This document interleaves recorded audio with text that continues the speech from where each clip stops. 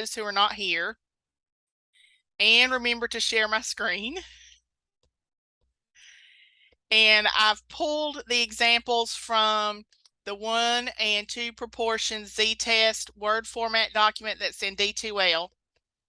We looked at question 3 Tuesday, so I was going to start with question 4. And question 4 says, in a sample of 200 men, 130 said they used seatbelts. In a sample of 300 women, 63 said they used seatbelts. Test the claim that men, and again, I indicated that was sample 1, are more safety conscious than women, which I've listed as sample 2. Use a 0.01 level of significance. And we were looking at the topic of discussion was one proportion or 2 proportion z-test. Well, again, one of the things that kind of clues me in, because I need to be able to recognize that that's the type test that I need to conduct, is remember that in reading this scenario, there's no mention of mean or average. And even in this one, there's not really a percentage given as it has been in the past, but it does give me, you can call them ratios or proportions. I'm comparing the total number of men to the number who use seatbelts, so that's a proportion or a ratio. And we're given the proportion for men and a proportion for women. So hopefully recognizing that you're given those ratios, those proportions, that clues you in that you're going to do a proportion test. And if it's a proportion test, your only option is a z-test. And in this case, we have 2 because we have men and women. So again, kind of reading through helps me to recognize that I need a 2 proportion z-test. I definitely am not doing a 2 mean test because there's no mention of a mean or an average.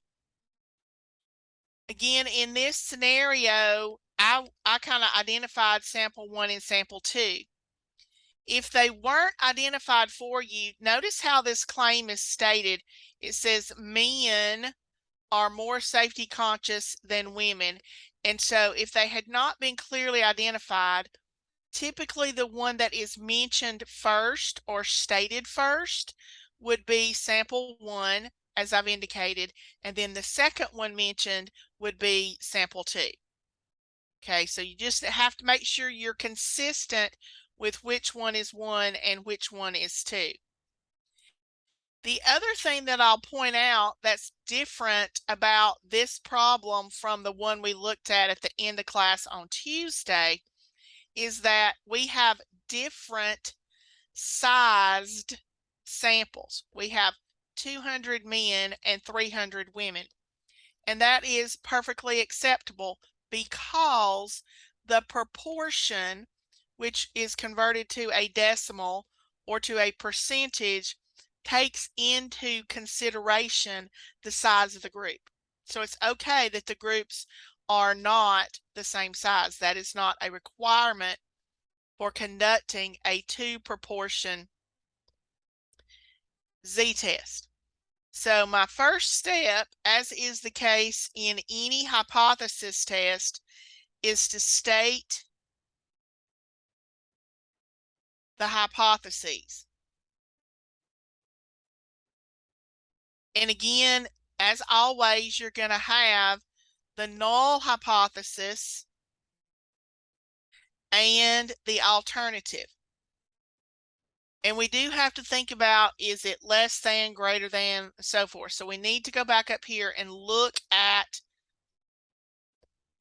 the statement of the hypothesis. It says test the claim.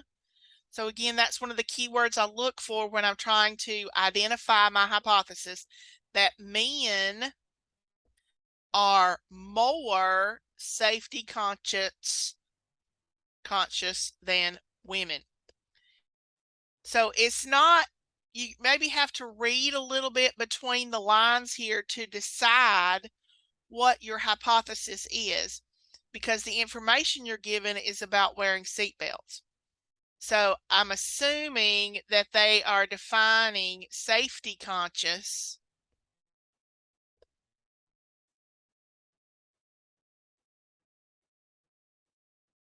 as they wear a seatbelt. It doesn't clearly say that, but it is implied in the way that it's stated. So we're saying that men are more safety conscious, meaning that more men wear a seatbelt than women. So this idea of more makes me think of the greater than symbol. And I'm saying that men are more than women. That may help if I write it up here. Okay. And so because that doesn't contain equal, that statement that is highlighted in yellow is the alternative. So I'm going to have the proportion of men who wear seatbelts is greater than the proportion of women. And that's the statement that's given in the problem. Because the alternative is greater than, the null is the exact opposite. So my proportion of men is less than or equal to the proportion of women. Now again, the way this is worded, we had to kind of read between the lines and use some thought process to figure that out.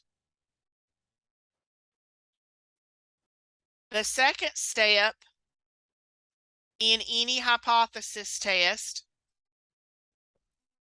is to identify the players.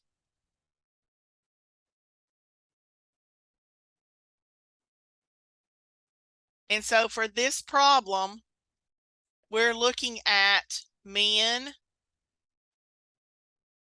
versus women and whether or not they wear a seatbelt. And so I need the number who said they wear a seatbelt and the total for each category. I also need my confidence, my significance level, and the corresponding confidence level. So if I go back and read the problem, it says in a sample of 200 men, 130 said they wear seatbelt or used a seatbelt. So for men, we had 130 out of 200 who said they wore seatbelts.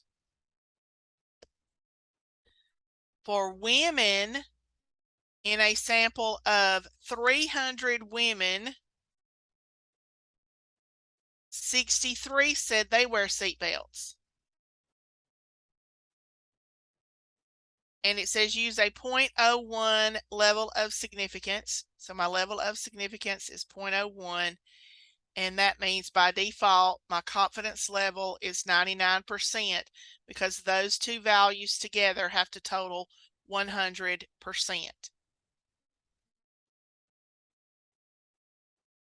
Then step 3 in the hypothesis test is to calculate the test statistic. And again, we're doing a one proportion z-test. So my test statistic is going to be a z-value and its corresponding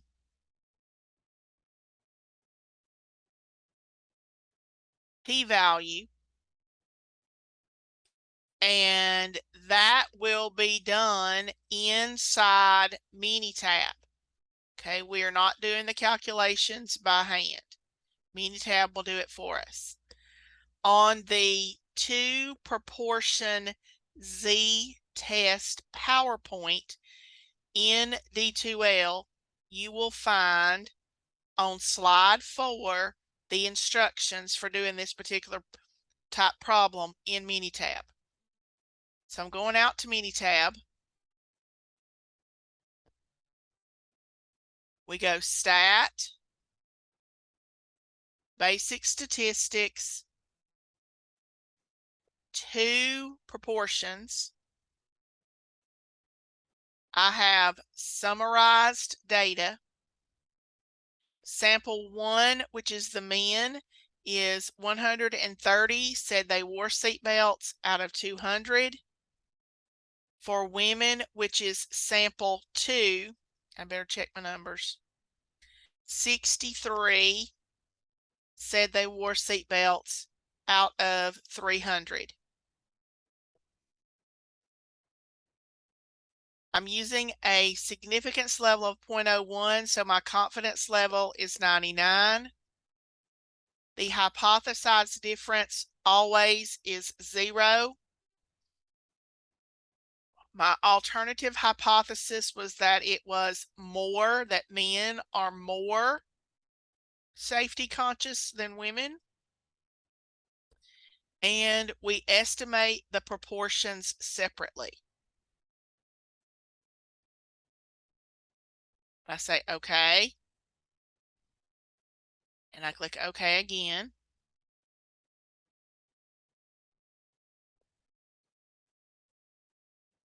And we have, under the test, it gives me my z-value and the corresponding p-value. Let me get this pasted. Okay, remember, we are reading the one for normal approximation. Okay, we're reading the one for normal approximation. So my z-test statistic is 10.70. The p-value is 0.000. Now, it is acceptable. I had a student ask in the other class. So it is acceptable to have a p-value of 0.000. Remember, just as a little side note here, that the p-value is a probability. And we know that all probabilities are between 0 and 1 inclusive. So it can be exactly equal to 0 and it can be exactly equal to 1. Step 4, as always, is to make a decision. We make a decision by comparing the p-value, which comes from Minitab, to the level of significance, which is given in the problem. So in this scenario, our calculated p-value was 0.000. Our level of significance is 0.01. We compare those values. So the first digit after the decimal in both values is 0. Second digit, I have a 0 for the p-value, a 1 for the level of significance. 0 is less than 1, so the p-value is less than or equal to the level of significance. because the p-value is less than or equal to the level of significance, we reject the null.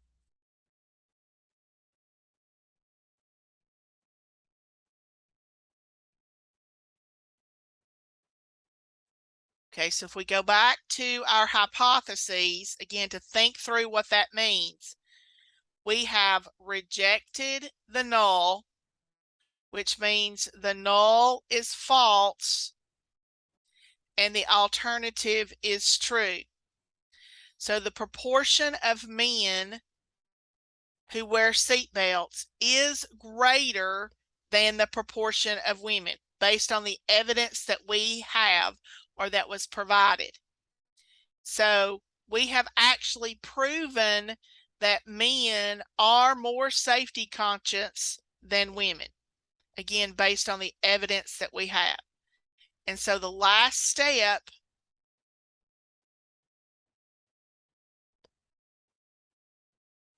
is to write the conclusion.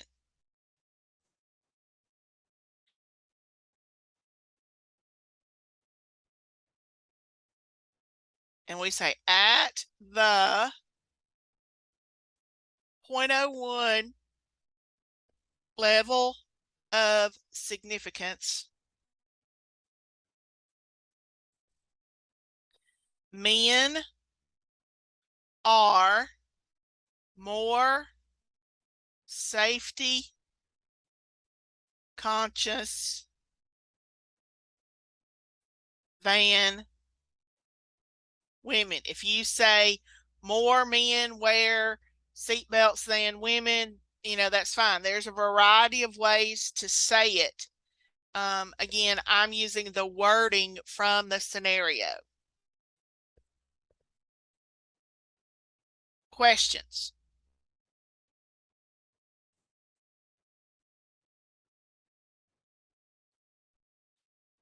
I am going to go ahead and do the last example, number 5. That way you have an example where you've had the equal scenario, you've had the more than scenario as you did here, and I believe the last one is a less than.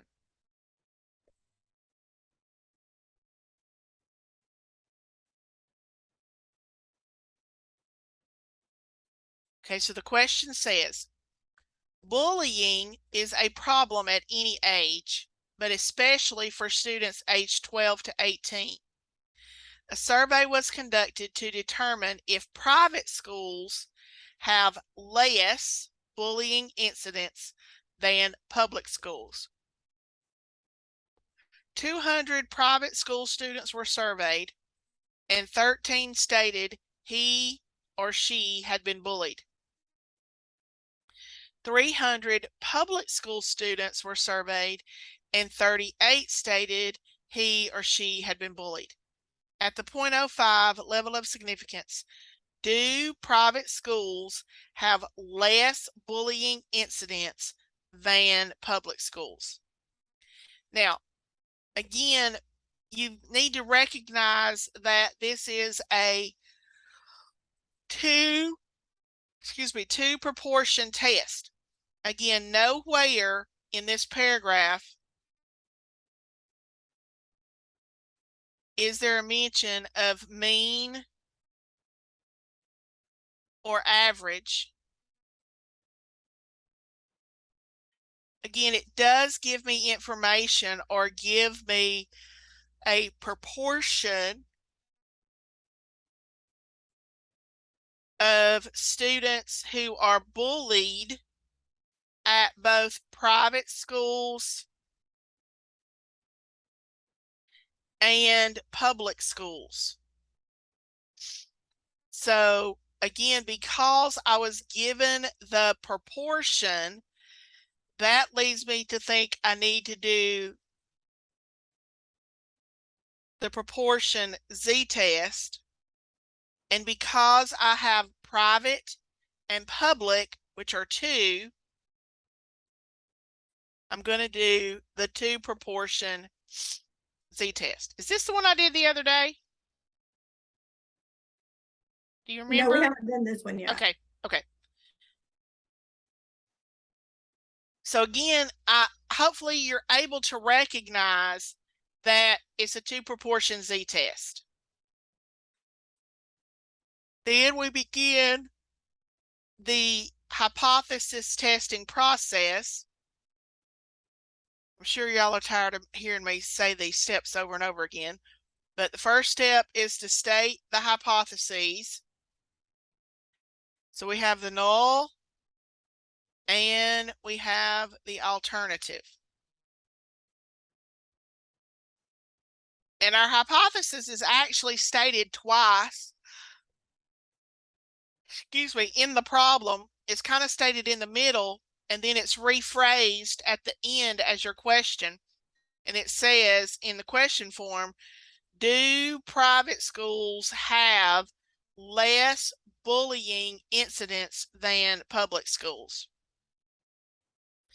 Now, again, that same statement was back up here in kind of the middle of the paragraph. And at that middle, it identified the private schools as sample 1 and the public schools as sample 2.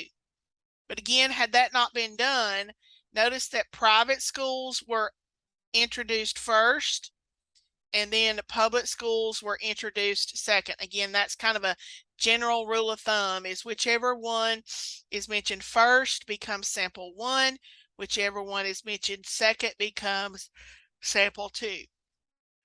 And it does say less, so we're saying private have less than public. It's less than, which does not include equal, which makes that statement the alternative. So my alternative hypothesis is the proportion for private is less than the proportion for public. The null then would be the exact opposite, which is greater than or equal to. So we say the proportion of private is greater than or equal to the proportion of public. And you can use 1s and 2s. I kind of like using the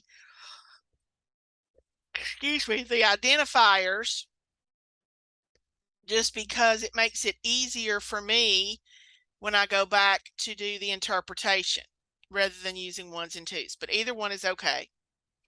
Step 2 is to identify the players.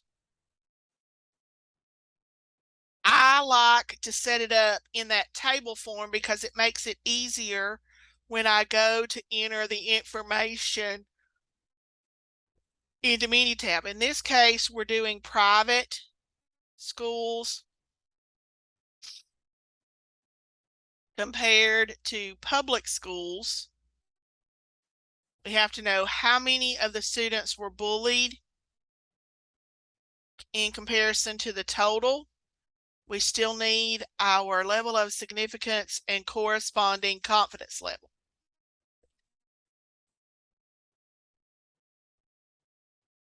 So back to the question.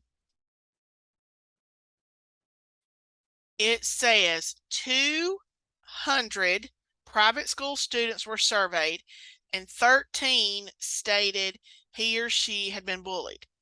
So for private, we have 13 say they'd been bullied out of 200.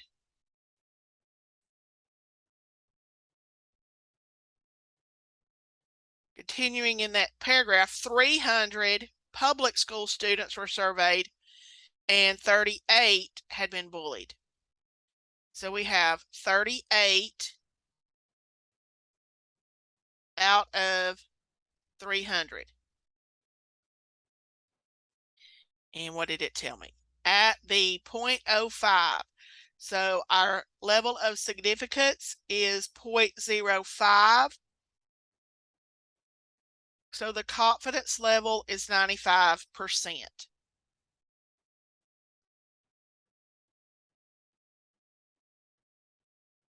You calculate the test statistic, which again is a z-value,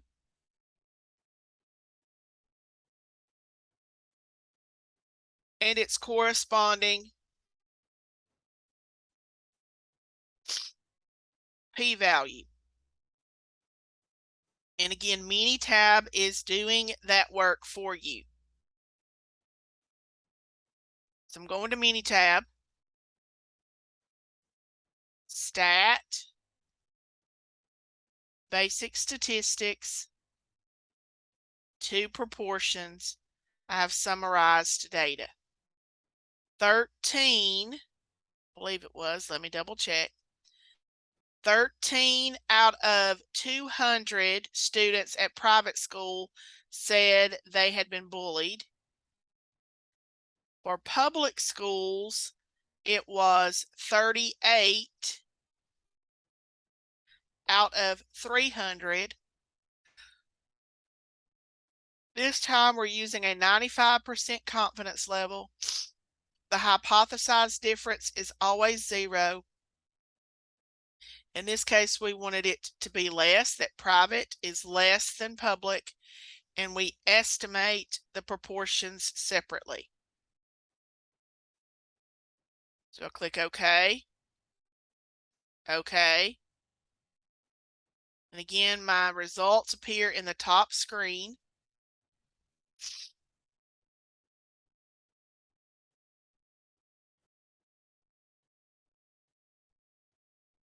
Whoops. Sorry, got it in the wrong place.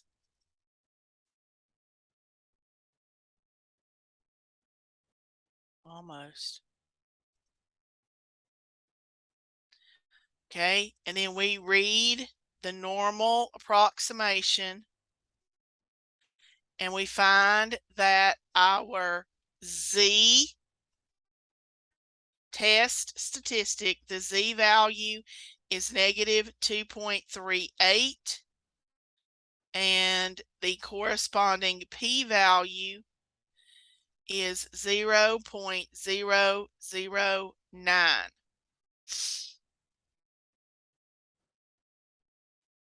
We then make a decision.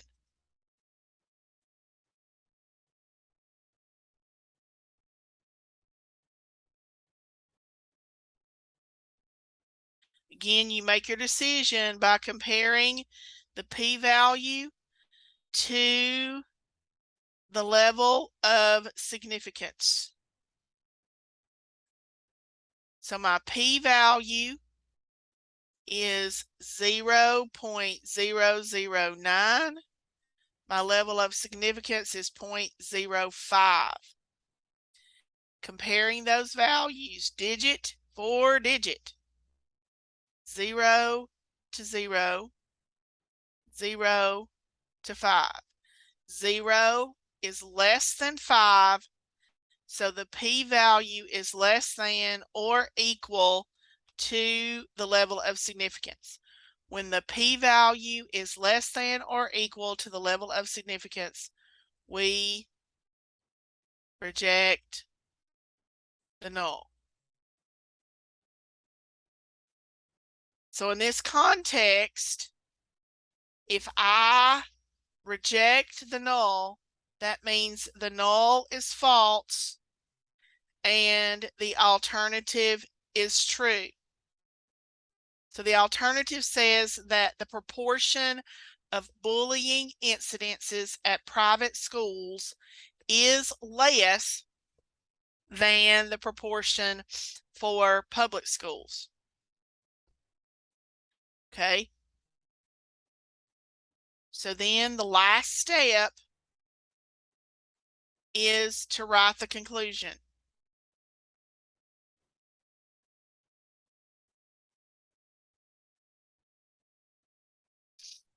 And so we would say,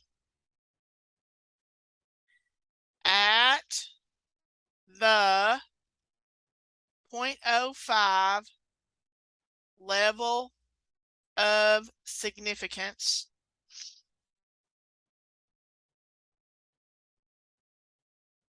private schools have less bullying incidents than public schools. Again, I have pretty much mimicked the statement in the hypothesis.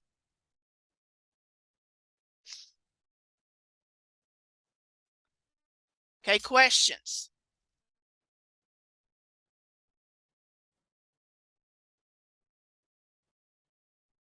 Okay, so quiz 11 covers 1 mean Z and 1 proportion Z test and 2 proportion Z test. And it is due on Sunday.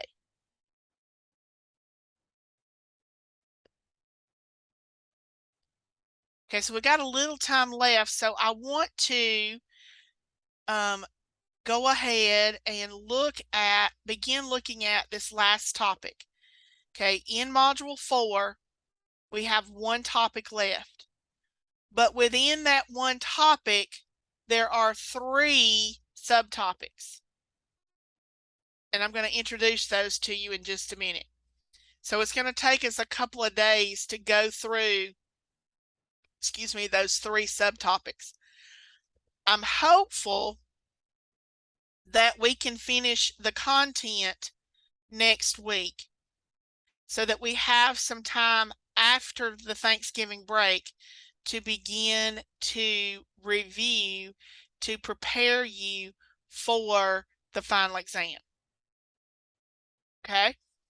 So that's kind of the plan if we can get through everything related to chi-square. So I want to begin with, and I did post these about an hour ago. I worked on them this morning.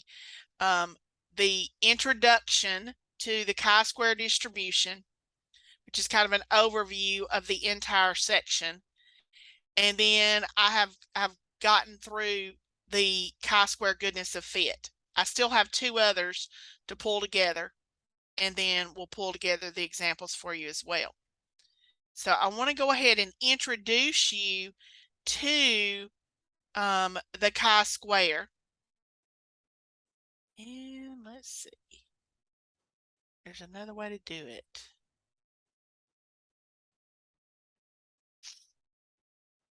Okay, so we're going to talk about another type of distribution. To date, we've talked about the normal distribution. We've talked about the student's T distribution.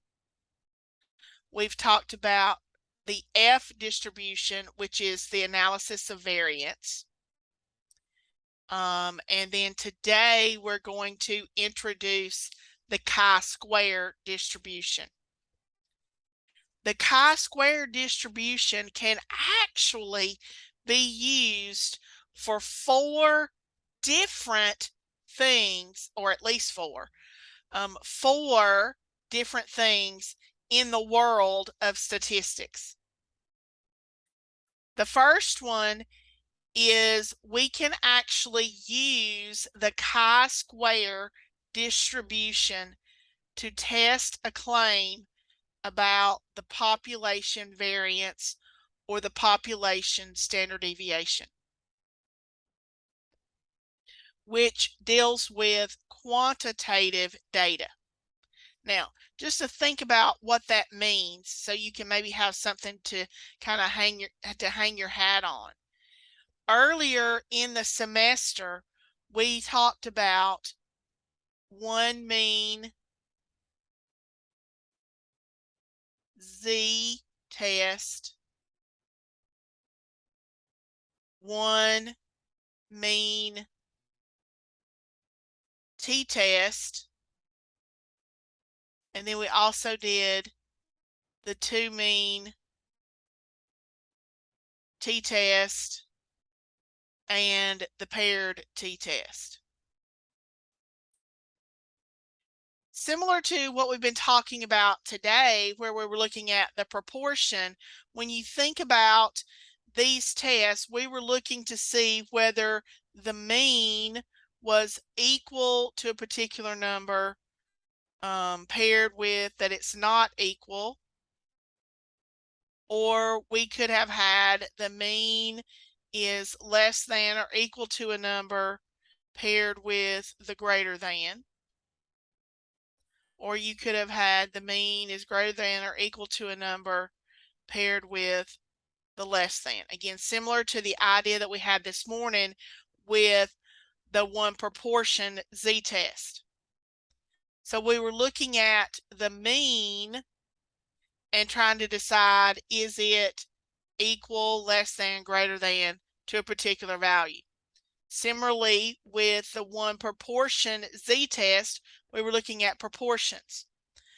Well, chi-square distribution would let us make a claim about the variance. We could say that the variance was equal to a particular number, and that would still be paired with the fact that it's not equal to that number.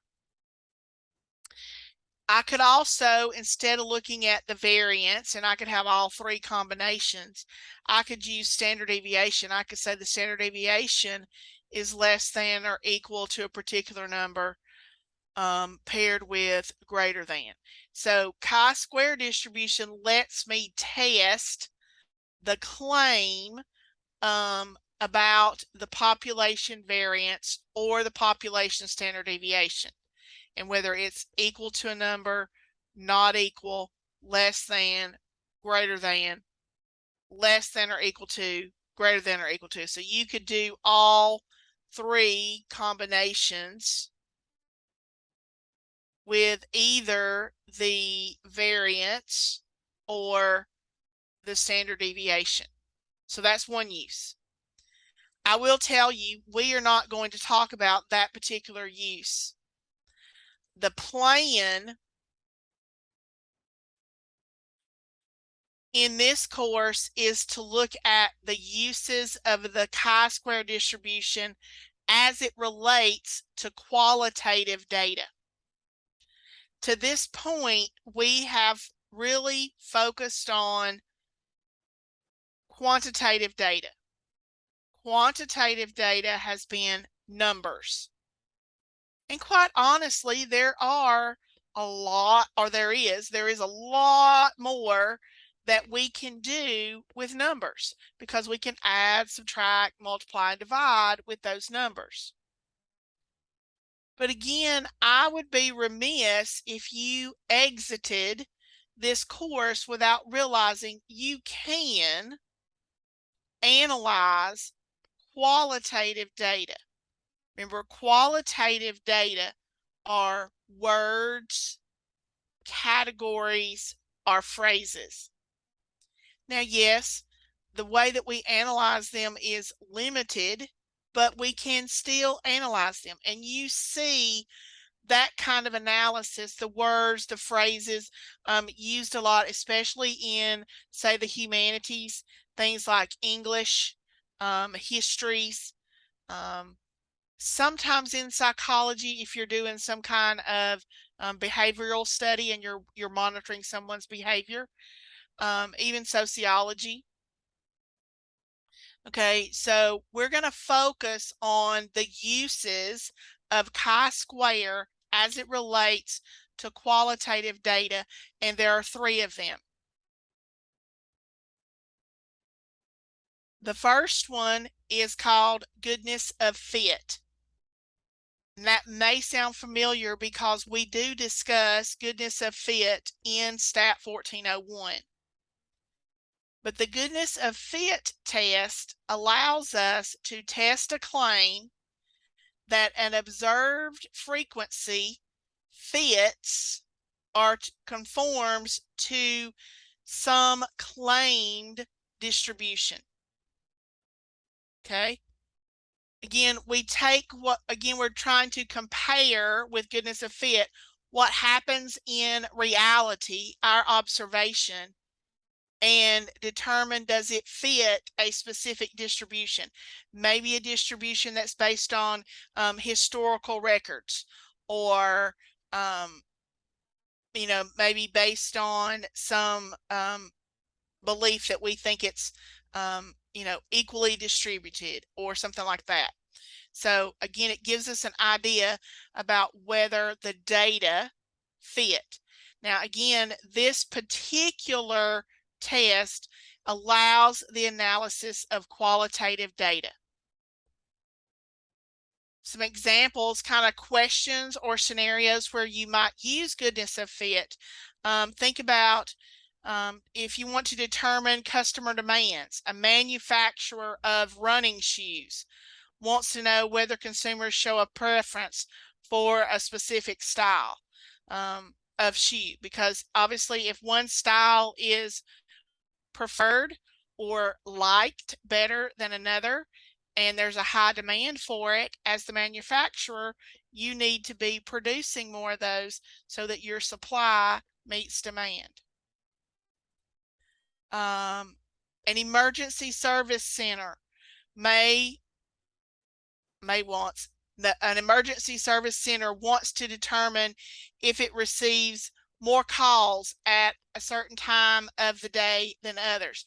They may even only want to know, do they get more calls on a particular day than they do another, because that could help in terms of staffing the emergency call center or the emergency service center. Third option for chi-square is the test of independence. The test of independence. Sometimes this one's also called the test of association, but it allows us to test a claim whether there is no association or there is an association between the two qualitative variables in a contingency table. Okay, so that kind of goes back to some probability stuff that we talked about. But remember, a contingency table or a two-way table involves two qualitative variables.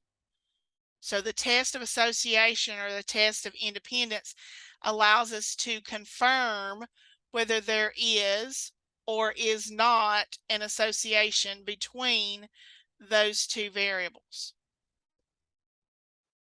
Some examples might be, is the stop smoking method independent of success? Does the fact that they use, say, the nicotine patch, or they use gum, or they use hypnosis, is that independent of whether or not the person is able to quit smoking? Is there racial profiling?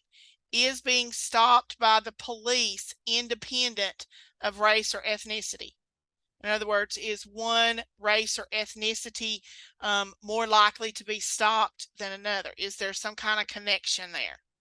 And I know that's one of the things kind of within the country is often considered sometimes. And so that's an interesting way to apply the chi-square test of independence. Finally, the last one is called the test of homogeneity. And the test of homogeneity allows us to test a claim that different populations have the same proportion of some characteristics.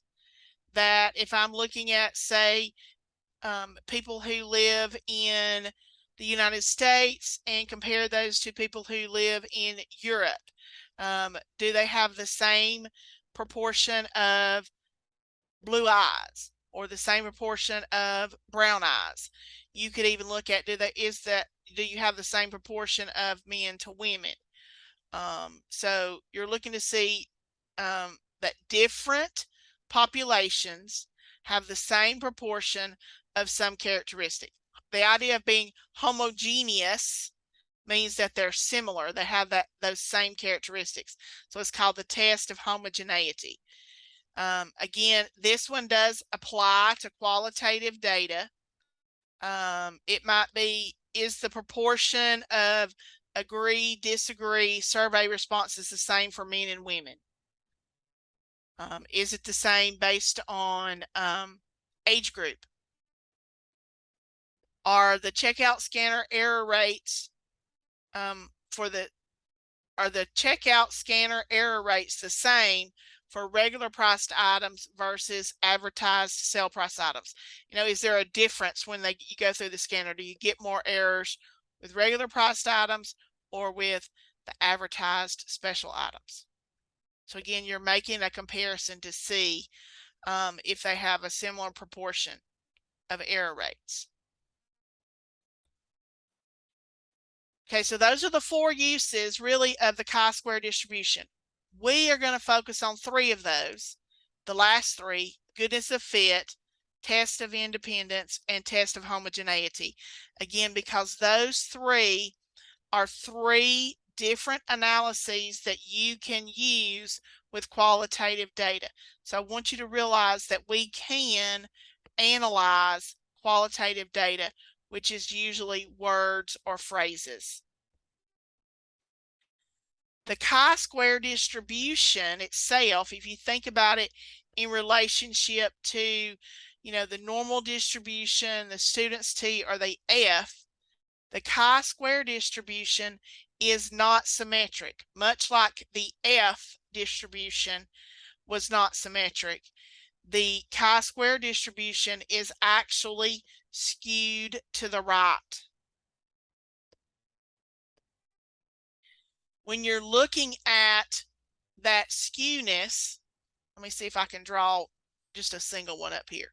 If you have that distribution that is skewed to the right, again, remember that means you have lots of data values on the low end and very few on the high end. And the mean of this distribution is just a little bit to the right of your peak. Your peak, if you think about it, would be the mode of the data set. Okay, and so the mode would be your peak, and then just to the right of the peak is going to be the mean or the average. Because the distribution is right skewed, your values of your chi-square test statistic will always be 0 or positive. They will never be negative. Look at this, the graphs down here that I have on the kind of on the left side, or excuse me, the right hand side of the slide. Notice how that scale begins at 0. Okay, so you have your chi-square test statistic will be 0 or positive. It will never be negative. The shape of the chi-square distribution is different for each number of degrees of freedom. Okay, remember the degrees of freedom we've talked about before is the number of values that are free to vary, the ones that you're kind of free to choose before the others are become predetermined. And I've shown that I've put this particular grid or graph on the right hand side to show you the different shapes of the chi-square distribution, which I kind of realize these 2 kind of weird looking yellow, green, and green ones look funny, but they're so right skewed you don't actually see the first half of the curve. But the degrees of freedom for the chi-square distribution, at least in terms of goodness of fit, this is the value for goodness of fit. It may be different for the others. I'll have to look them up. But the degrees of freedom for the goodness of fit is the number of categories minus 1. The number of categories minus 1. Now, as we've talked about many times before, there is a point at which most of our distributions begin to approximate or mimic a normal. For chi-square, specifically for goodness of fit, that point occurs when our degrees of freedom is 90 or higher. Now 90, that's a lot of categories. Okay, so I can't think of, I've tried to think of before, one where you're going to have 90 different categories. And I'm sure one exists, but I can't think of one off the top of my head. But again, the chi-square distribution begins to approximate the normal when your degrees of freedom are around 90.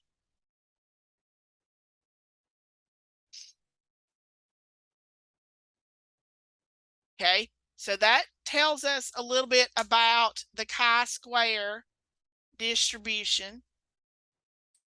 Okay, as we get ready for our discussion of chi-square goodness of fit. I only have about 15, right about 20 minutes, and I don't think I can get through the entire discussion of chi-square goodness of fit. So I really would like to stop at this point and then pick up with chi-square goodness of fit on Tuesday. So I am going to stop the share and